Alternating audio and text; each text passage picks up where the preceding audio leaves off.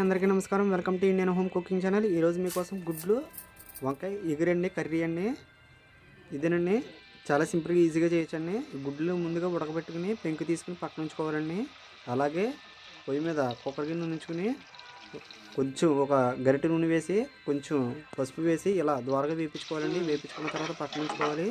అలాగే మళ్ళీ ఒక గరిటె నూనె వేసి ఉల్లిపాయ ముక్కల్ని పచ్చిమిరపకాయ ముక్కల్ని ద్వారగా వేయించాలండి. వేయించిన తర్వాత మనం ముందుగా కోసుకున్న వంకాయ ముక్కల్ని ఇందులో వేసేసి మగ్గనివ్వాలండి.